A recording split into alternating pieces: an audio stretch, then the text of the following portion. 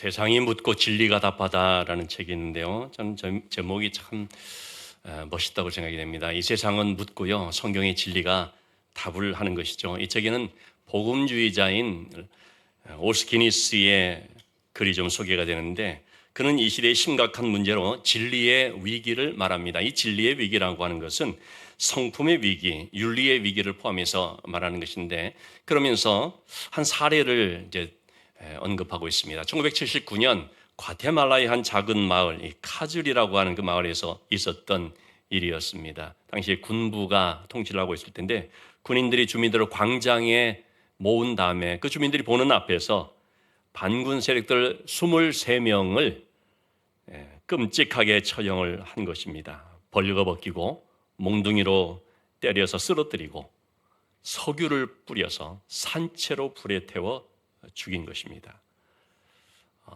그로부터 13년 동안 그때 죽은 사람 중에 한 명의 여동생이 유럽 전역을 돌면서 이 일을 증언을 했다는 겁니다. 그 말을 듣는 사람들이 많이 눈물을 흘렸고, 각국의 지도자들이 또 이 여성을 초청을 해서 듣고자 했습니다.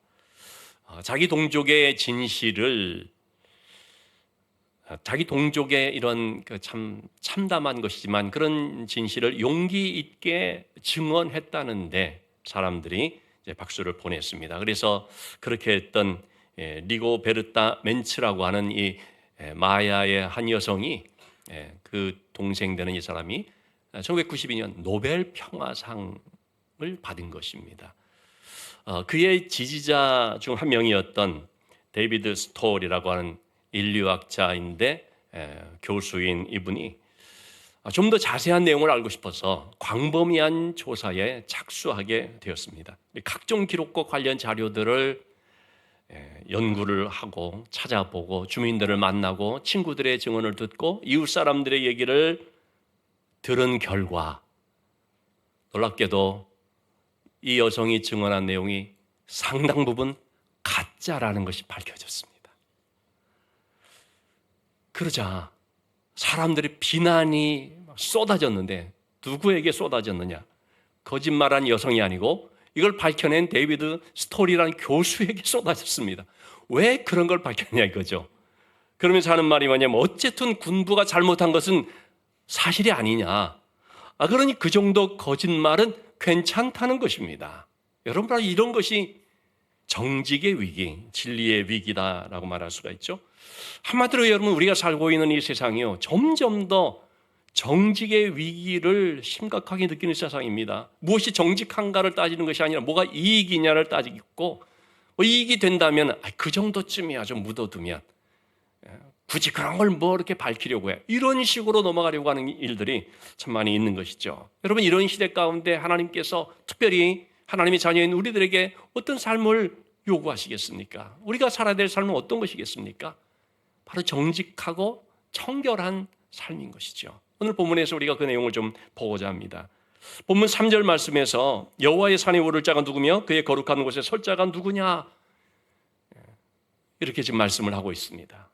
여호와의 산, 그것을 그의 거룩한 곳이라고 표현하는데, 여러분, 한국 사람들이 가장 좋아하는 산이 뭔지 아십니까?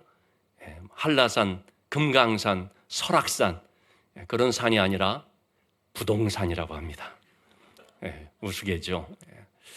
근데 여러분, 가장 우리가 좋아해야 될 산, 정말로 우리가 가까이 해야 될 산이 있다면 그것은 바로 여호와의 산입니다. 그의 거룩한 산입니다.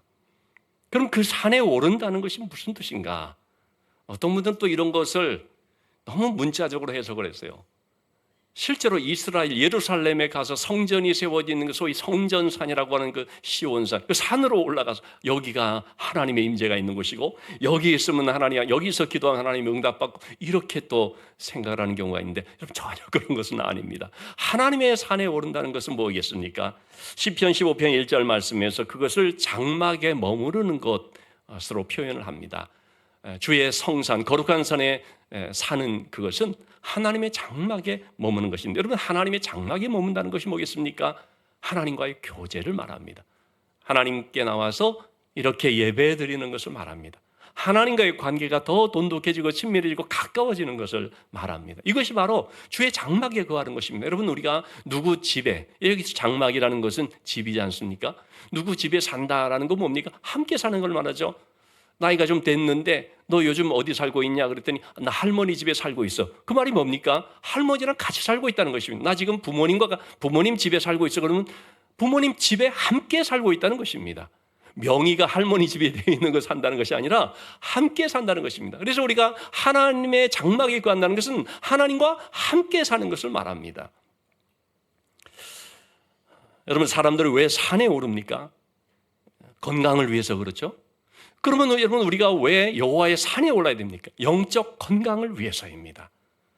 하나님의 교제로, 하나님과의 교제로 나가고 또 예배의 자리로 이렇게 나오고, 이런 모든 것들이 여러분 우리의 영적 건강을 지켜주는 것이고 더 단단하게 해주는 것이죠.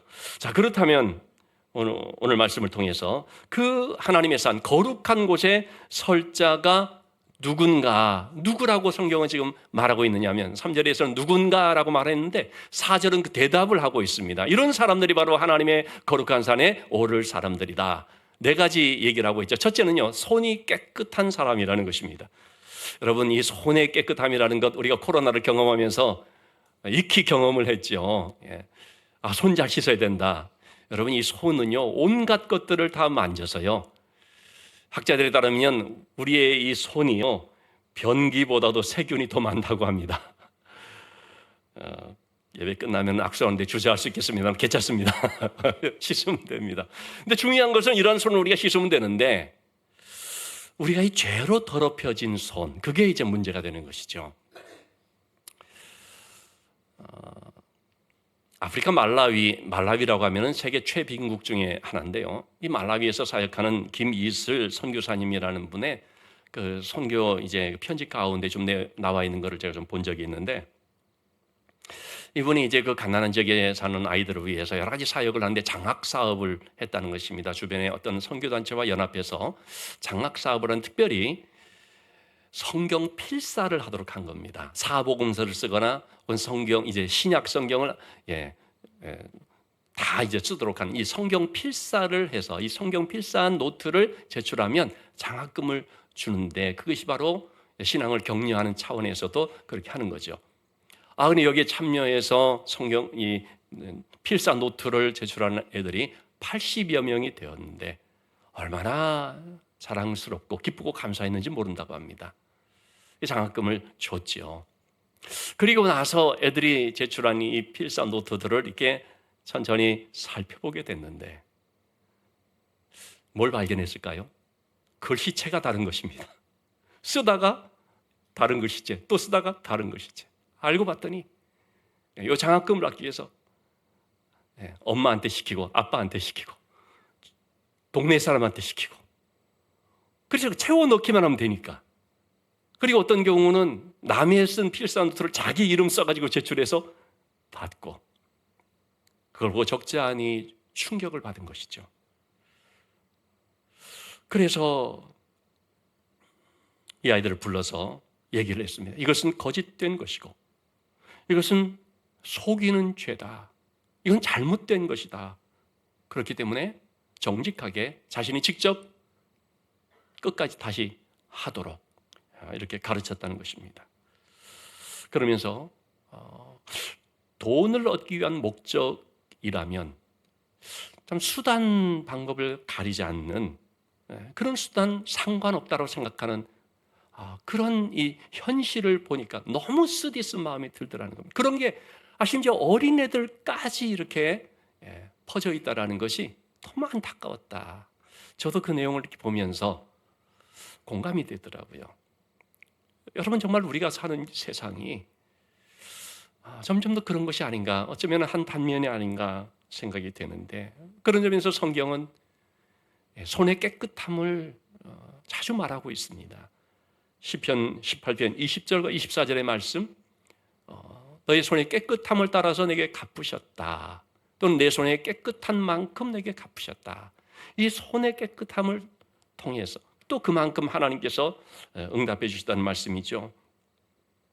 욥기서 17장 9절과 22장 30절 말씀에서도 손이 깨끗한 자가 점점 힘을 얻는다. 손이 깨끗함으로 말미암아 건지심을 받는다. 참 이렇게 손의 깨끗함을 말합니다. 여러분, 이 손이 깨끗하다는 것은 뭐겠습니까? 손으로 죄악된 일, 더러운 일을 하지 않고 더 나아가서 내 삶의 방향과 목적과 가치관이 오직 주 앞에서 정직하고 바른 것을 추구하는 그 삶을 말하는 것이죠. 이게 손이 깨끗한 것. 단순히 육신적인 손을 말하는 것이 아니죠. 우리의 이 손이라는 것은 행위, 삶을 말하거든요. 이게 삶이 하나님 앞에 얼마나 정직하고 깨끗한가 그걸 말하는 거거든요. 우리는 또한 여러분, 악한 방법으로 일하는 사람들이 있으면요, 그 손을 함부로 잡으면 안 됩니다. 그러면 우리도 같이 더럽혀집니다. 물들게 됩니다. 또는 공범이 됩니다. 여러분, 우리가 이 손이 더럽혀지게 되면요, 그 손을 가지고 아무리 하나님 앞에 두 손과 간절히 기도한다 할지라도 응답되지 않습니다. 이사야서 1장 15절의 말씀에 하나님께서 이 손에 피가 가득한 이 손이 더러워진, 손이 악행을 하고 있는 이 백성들에게 하는 말이거든요.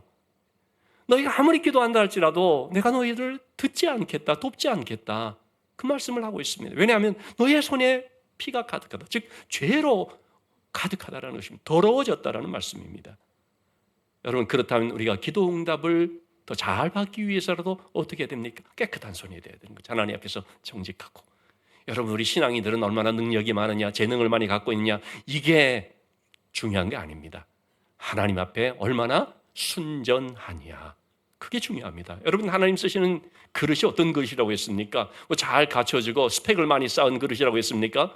그렇지 않습니다. 깨끗한 그릇이라고 했지 않습니까? 깨끗한 그릇이라는 것이 바로 손의 깨끗함을 말하는 것이고, 바로 그런 사람들이 하나님의 은혜를 받는 것이고 쓰임을 받게 되는 것이죠.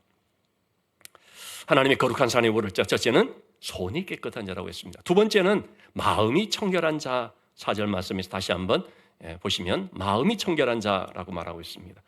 이 마음이라고 말하는 것은 우리 마음 중심, 그 의도가 정직한 것을 말하는 것이죠.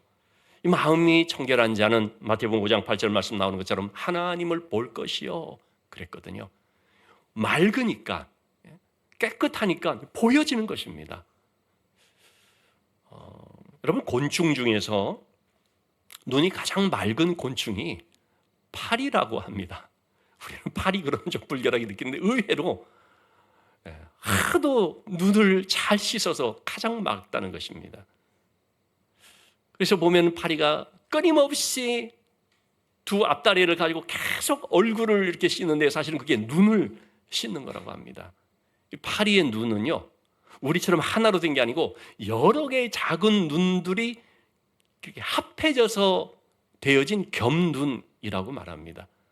여러 개의 작은 눈들이 있다 보니까 이걸 가지고서 사방을 관찰하고 위험을 감지하고 또 내다보고, 그런데 여기에 그 여러 작은 눈 중에서 한두 개라도 먼지나 이물질로 오염이 돼서 잘 안 보이거나 그러면은 이 생명의 자기 생존에 지장을 받기 때문에 본능적으로 생존을 위해서라도 끊임없이 자기의 눈을 씻는다는 것입니다. 항상 잘 볼 수 있도록. 참 그런 점에서 우리가 영적인 면에서는 좀 교훈을 삼을 부분이 있다고 생각이 됩니다. 우리의 마음이라는 것도 여러분 어떻습니까? 이 마음 속에 여러 가지 욕심이라든지 미움이라든지 질투라든지 분노라든지 시기라든지 원망이라든지 이러한 것들이 먼지나 오물처럼 그냥 쌓여지고 방치가 되면은요, 마음이 더러워질 뿐만 아니라 마음의 눈이 흐려져 버리는 거죠. 안 보이는 것이죠. 그렇기 때문에 항상 우리가 깨끗하게 해야 되는데, 여러분, 우리가 어떻게 그 마음의 눈이라는 깨끗하게 할 수가 있습니까? 그래서 성경은 이런 말씀을 하고 있습니다. 히브리서 10장 22절의 말씀인데요, 우리가 마음의 뿌림을 받아라고 하는 것은 앞구절에 나와 있는 예수 그리스도의 피를 말하거든요. 황소의 피, 짐승의 피가 아니라 구약 때는 그런 피를 가지고 하나님께 나갔지만 이제는 그것이 아니라 온전한 제물 되시는 예수 그리스도의 피를 가지고 하나님께 나가는데, 그 예수 그리스도의 피가 우리의 마음에 뿌려져야 된다는 것입니다. 유월절 어린 양의 피가 문설주에 뿌려졌을 때 구원함을 받은 것처럼 예수 그리스도의 그 보혈의 피가 우리의 마음에 뿌려질 때 악한 양심으로부터 벗어나게 되는 것이고, 맑은 물로 씻음을 받는 것처럼 되고, 참 마음과 온전한 믿음은 하나님께 나갈 수가 있게 되는 거죠. 여러분, 그러면 하나님 예수 그리스도의 그 보혈의 피를 우리의 마음에 뿌린다, 이게 뭘 뜻하는 것이겠습니까? 어떻게 뿌린다는 말인가? 그런 점에서 사도행전 15장 9절 말씀을 참고할 필요가 있습니다. 어떻게 우리의 마음에 뿌려서 우리의 마음이 깨끗함을 받는다는 것입니까? 믿음으로라는 거죠. 그 예수 그리스도의 보혈의 피를 영접함으로입니다. 그 피가 내 죄를 다 씻어놓고 깨끗하게 했음을 온전히 믿는 것이죠. 그럴 때 우리의 마음이 깨끗함을 받게 된다는 것입니다. 거룩한 산에 설 수 있는 자, 마음이 청결한 자라고 했습니다. 세 번째로 또 어떤 사람이 하나님의 거룩한 산에 설 수가 있는가? 뜻을 허탄한 데 두지 않는 자. 4절 말씀 이어서 나오는 말씀입니다. 뜻이라고 하는 것은 이 마음 중심 자리를 말한다고 하겠습니다. 허탄이라고 하는 것은 이 샤웨라는 말인데, 아무것도 아닌 허무하고 무가치한, 그야말로 세상에 있는 썩어질 것 말하는 것이죠. 우리의 이 마음의 중심을 그런 데다가 두게 되면, 뜻을 그런 것을 추구하며 그런 데만 두게 되면, 그러면 우리가 하나님과의 교제로 나갈 수가 없는 거죠. 여러분, 지금도 이 마음의 중심에 허탄한 걸 가지고 뜻을 두는 사람들이 얼마나 많습니까? 요즘 참 부동산, 주식, 금시세, 등등 여러 가지 우리 주변에서 이제 보고 듣는 것들이 많이 있다 보니까 그만 허황된 꿈을 품는 사람들, 일확천금을 그냥 얻고자 하는 사람들, 그런 사람들이 있죠.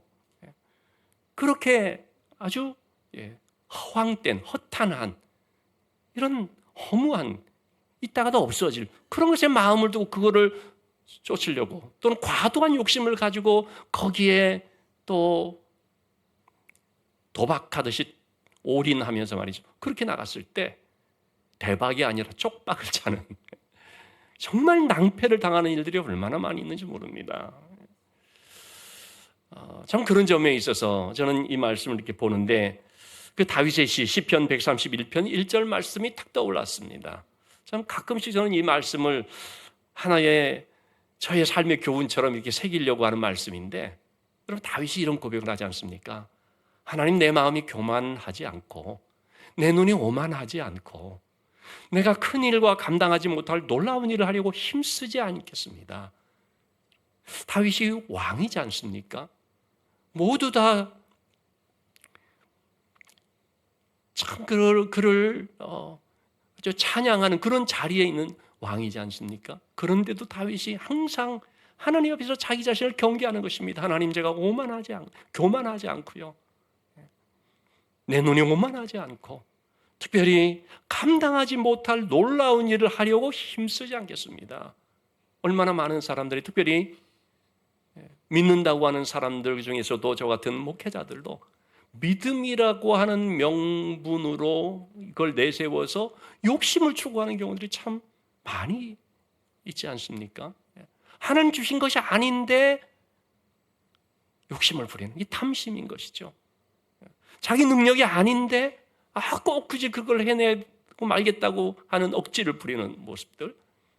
그래서 여러분, 우리가 이 믿음이라는 것과 욕심을 정말 잘 구별할 수가 있어야 됩니다.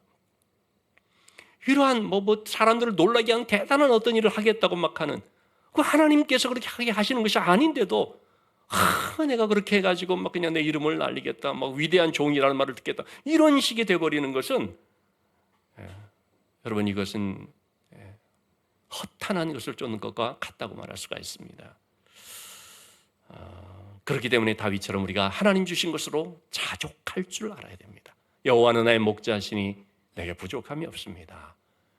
하나님 한 분으로 감사할 줄 아는 마음을 가질 때에 우리는 하나님 주신 분량 안에서, 하나님 주신 달란트 안에서 그걸 가지고 최선을 다해서 성심껏 이렇게 감당하며 나가는 것이죠. 우리의 마음의 중심이 여러분 세상의 어떤 허탄한 것이 아니라 하나님이 내 중심이 되고 하나님께 소망을 두는 그런 삶이 될 수 있어야 하겠습니다. 네 번째로 하나님의 거룩한 산에 오를 수 있는 자는 4절 말씀 나오는 것처럼 거짓 맹세하지 않는 자라고 말하고 있습니다. 이 거짓 맹세라는 것이 뭡니까? 자기가 지키지도 못할 것을 그냥 일단은 던져놓고 보는 그런 태도죠. 한마디로 부도수표를 남발하는 것이죠. 말을 했는데 지키지 않으면 그것은 거짓이 되는 거 아닙니까? 사람 간의 관계에 있어서도 이렇게 거짓 맹세하게 되면요, 신뢰가 깨져버리고 사람을 잃게 되는데 하나님 앞에서는 더 말할 것이 없습니다. 여러분, 하나님은 사람들에게 경홀히 여김을 받는 분이 아니죠. 하나님은 지존하신 분이지 않습니까? 그런 하나님 앞에 거짓 맹세나 거짓 약속이나 이렇게 한다는 것은 하나님을 너무나 가볍게 여기는 것이고 무시하는 거죠. 근데 우리가 거짓 맹세를 할 때가 있지 않습니까? 오늘 성경에 말하는 거짓 맹세는 하나님께 대해서 하는 말이거든요. 언제 거짓 맹세할 때가 있습니까? 막 다급한 일이 있을 때, 하나님 이 문제만 해결해 주면요, 제가 하나님께 이렇게 하겠습니다. 이 질병을 하나님 고쳐주시면 내가 그때는 이렇게 하겠습니다. 그래서 만약 하나님께서 해결해 주시고 고쳐주시면 그럼 어떻게 하는 겁니까? 말이 달라지는 거죠. 원래 말했던 그 약속을 지켜야 되는데 하나님은 지키셨는데 근데 정작 상황이 되니까 하지 않는 이런 것이 바로 거짓 맹세가 되어버리죠. 그래서 하나님께서는 거짓 맹세하지 말라는 말씀을 여러 차례 하고 있습니다. 레위기 19장 12절의 말씀, 내 이름으로 거짓 맹세하지 말라. 민수기 30장 2절 말씀에서도요, 하나님께서 원했으면 민수기 30장 2절 말씀, 하나님께서 원했으면 반드시 그것은 지켜야 된다. 약속은 지켜야 된다. 깨트리지 말아야 된다. 입으로 말한 대로 다 이행할 것이다. 말씀을 합니다. 하나님이 왜 이런 말씀하십니까? 하나님이 신실하신 분이기 때문입니다. 하나님이 한 번 말씀하시면 반드시 지키시는 분이기 때문입니다. 그래서 하나님은 하나님 자녀된 우리가 그런 신실한 자가 되기를 원하는 것입니다. 여러분, 우리 믿는 사람들이 특별히 거짓말 혹은 거짓되면 안 되는 이유가 무엇 때문입니까? 우리가 그렇게 하면은요, 하나님도 그런 분인 줄로 세상 사람들이 알거든요. 우리가 그런 정직하지 못하다는, 거짓되다라는 식으로 보여지면 우리가 전하는 이 하나님 말씀이 진리다라고 하는 것이 그게 통하겠습니까? 안 되죠. 그래서 우리는 참 이 정직을, 거짓되지 않는 것을 정말 중요하게 생각을 해야 되는 거죠. 그래서 만약에 그렇게 하나님 앞에서도 그렇게 약속을 했으면 꼭 지켜야 되고요. 반드시 우리가 지켜야 되고요. 또 그럴 때 우리가 하나님의 복을 받게 되죠. 제가 한 번은 부목사 때 일인데요, 한 권사님의, 신모 권사님이라는 분의 시어머니가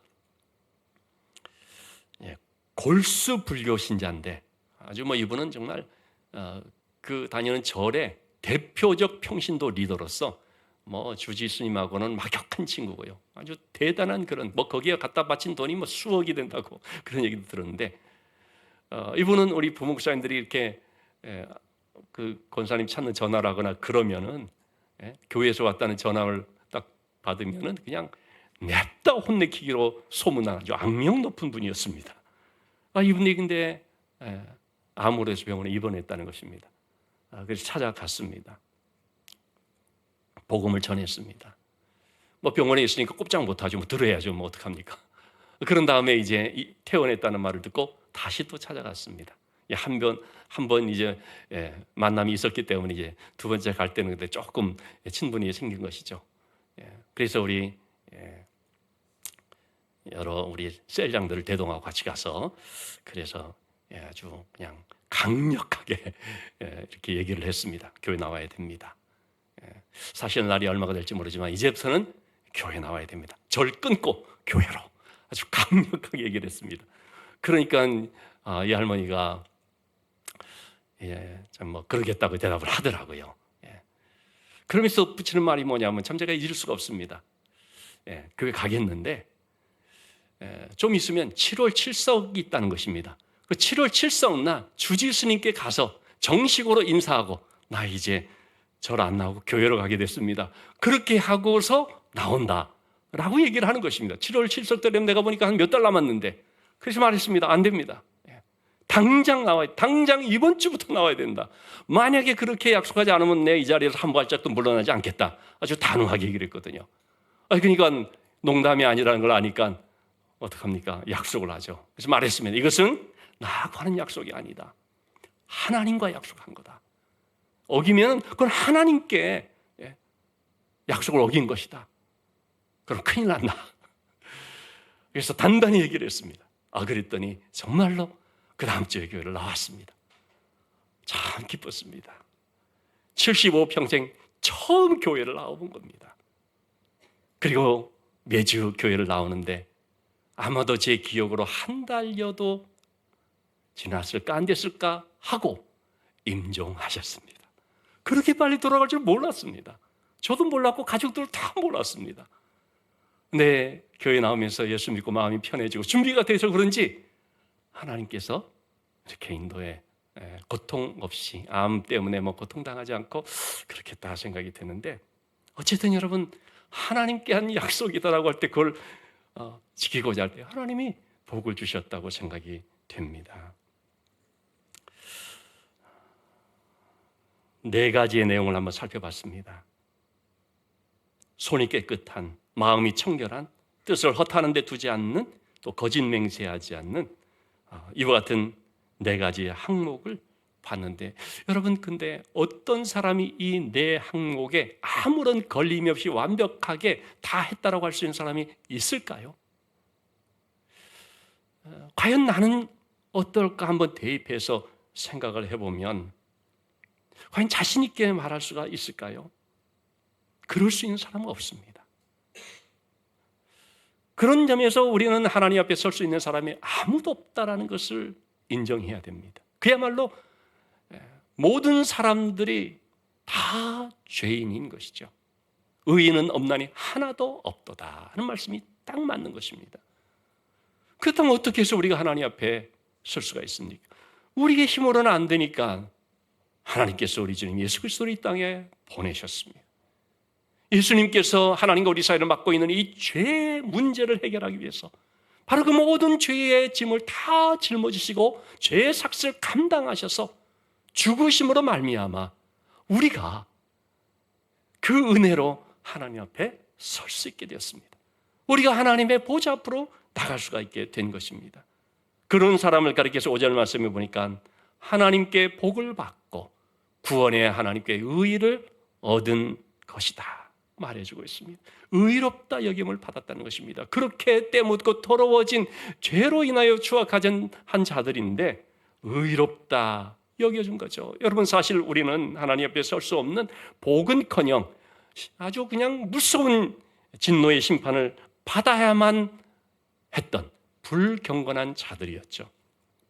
그런데 거룩할 수밖에 없는 하나님 앞에 우리가 서게 된 것은 히브리서 10장 19절 말씀처럼 예수의 피를 힘입어입니다. 예수 그리스도의 그 피로 인하여서 그 피를 우리가 힘입을 때에 성소에 들어갈 담력을 얻었다 했습니다. 여러분 여기 성경을 잘 보시기 바랍니다. 예수님의 피를 통해서 단순히 그냥 그 예수님께서 십자가를 지심으로 죽으셨기 때문에 다 성소에 들어가게 됐다는 말이 아닙니다. 그 피를 힘입어야 됩니다.